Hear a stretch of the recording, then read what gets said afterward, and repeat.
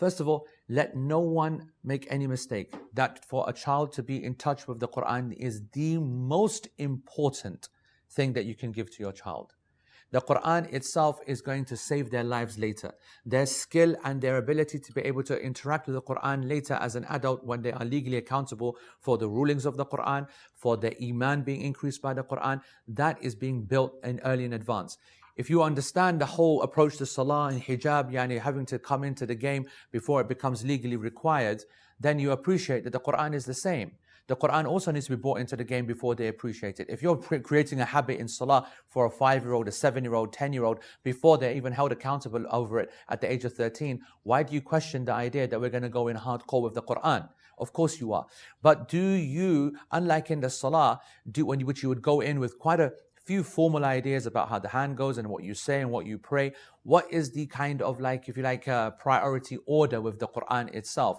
Is it to understand it? Is it to do tajweed? Is it to actually understand all of the ahkam, the makharij, etc., etc., etc.? The answer is no, it's not. Obviously, at a young age, a child doesn't have the ability to be able to understand these kind of things. Obviously, at a young age, the focus is upon bulk. It's about taking as much information into one's memory, not about them reciting it in the greatest way possible. There's a really nice story, and which you'll see in your link below. One of those emails that gets passed around and told to send on to 1,000 people, and if you do, you get Jannah, and if you don't, you go to hellfire. One of those jobs, okay? And it was actually one of the very few that I found actually quite beneficial in terms of the moral behind it. And it's this old guy, he's living on a farm with his young grandson, and his grandfather is telling him every single morning, reciting the Quran himself, and he wants his kid to do it as well. And then the kid one day says, honestly, I try to do that. I try to keep you happy. And, every time that I read it, I just don't understand it. I'm not able to actually, make a connection with it. I just think I'm wasting my time.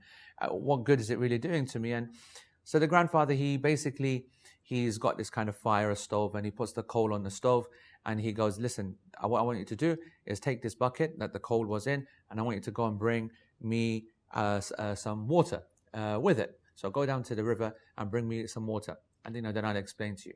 So the kid goes, all right, so now it's an empty bucket. He goes all the way down to the river and he fills it up with water. And then when he's walking back, he realizes that the bucket's got holes in it.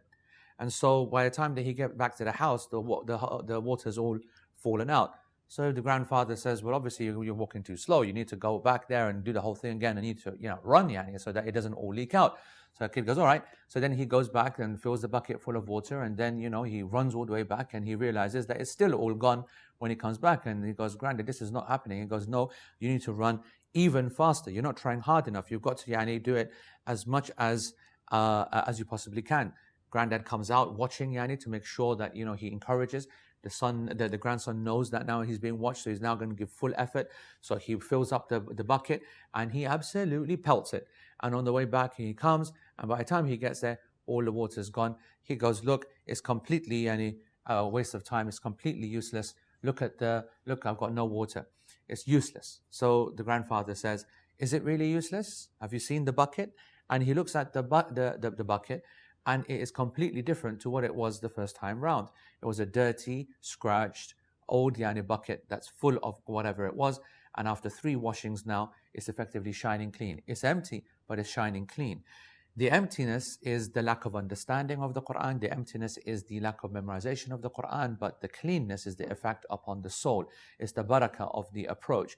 It is definitely an amazing message, which is absolutely true. What we do not value is the spiritual benefit of the Quran upon us. What we don't value is, especially when we're young and you get your tongue used to it, when at a later age you might not want to actually read the Quran, at least you won't have a speech impediment towards it. At least you won't have a feeling where I don't want to because I'm too slow or I don't fit in. At least you'll feel comfortable to be able to recite it in the presence of other people. As a teacher, I can tell you that when I am sitting in a group class of Quran, I like to do that when I take groups on Hajj and Umrah and so on, and we sit down and we do Quran sessions, you will find those folks who did not practice the Quran when they were young, they just do not want to participate. They all have a real desire to want to recite, but they feel too embarrassed. Everyone's on the same level of knowledge. No one knows it, no one's memorized it. But the fact that they did not practice it when they were young, even if they don't know anything about it, actually acts as a real impediment for them joining.